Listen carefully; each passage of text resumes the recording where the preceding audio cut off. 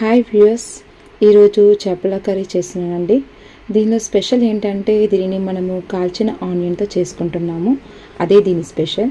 ఇది మా అమ్మమ్మ వారు చెప్పారు. ఇలా ఆనియన్ కాల్చి తీసుకోవడం వలన గ్రేవీ థిక్నెస్గా టేస్టీగా కూడా ఉంటుందండి. ఇక మనం ఈ కర్రీని ఎలా చేద్దామో చూద్దాం రండి. ఇక్కడ నేను 1 kg కొర్రమట్టల చేపలు తీసుకున్నాను. దీనిని మొదటగా పసుపు, ఉప్పు, నిమ్మరసంతో కొద్దిగా బాగా పట్టించి ఆ తర్వాత కడిగితే నీచు రాకుండా చాలా క్లీన్గా ఉంటుంది. దీనిలో 1 స్పూన్ పసుపు, 3 స్పూన్స్ ఉప్పు,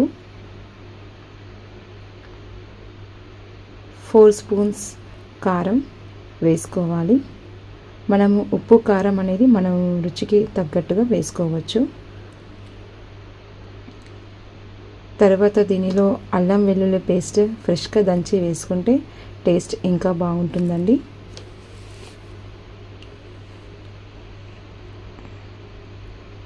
అలా వేసిన తర్వాత చేపలకు బాగా ఉప్పు కారం పట్టించాలి. అలా బాగా కలుపుకున్న తర్వాత పక్కకు పెట్టుకోవాలి.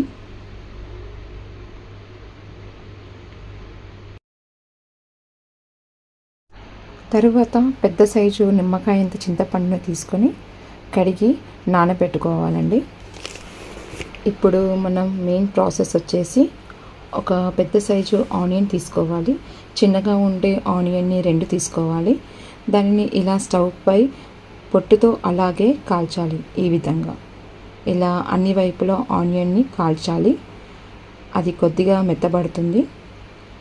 తర్వాత దీనికి పొట్టుని తీసేసి రోట్లోనైనా లేదా మిక్సీలోనైనా వేసి పేస్ట్ చేసుకోవాలి. ఇది మా అమ్మమ్మ వారి స్పెషల్ కాబట్టి దీన్ని నేను రోట్లోనే వేసి దంచాను. ఇలా అప్పట్లో దంచి వేసుకోవడం వల్ల కూడా కర్రీకి ఎంతో టేస్ట్ వచ్చేదండి.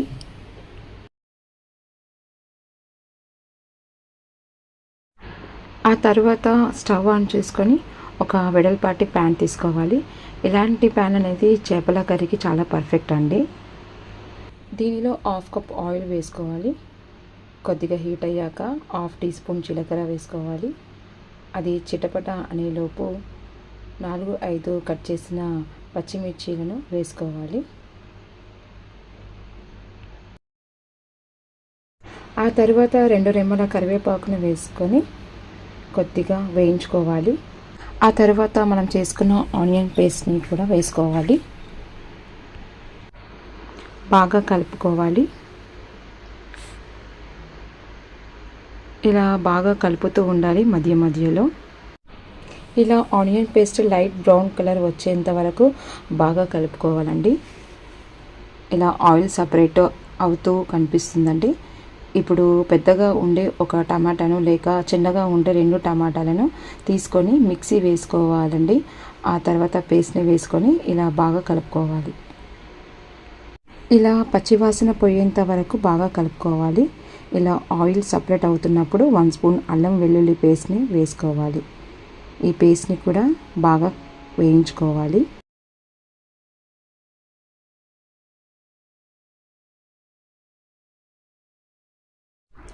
తరువాత మనము 1 స్పూన్ కారం వేసుకోవాలి. మనం ఆల్రెడీ చేపల్లో ఉప్పు కారం కలపాం కాబట్టి దాన్ని చూసుకొని మనం తినే దాన్ని బట్టి కలుపుకోవాలి. తరువాత మనం పులుపు తగ్గట్టుగా చింతపండు రసాన్ని వేసుకోవాలండి. మనము టమాటో పేస్ట్ని కూడా వాడాం కాబట్టి చింతపండు రసాన్ని తక్కువగా తీసుకోవచ్చు.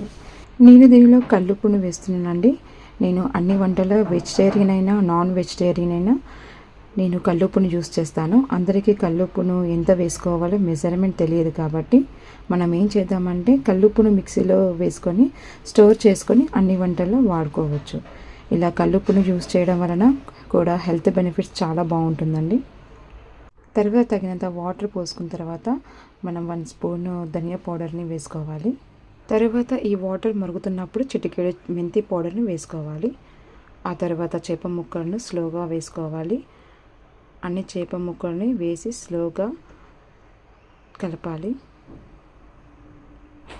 మనం టేస్ట్ కూడా చూసుకోవచ్చు.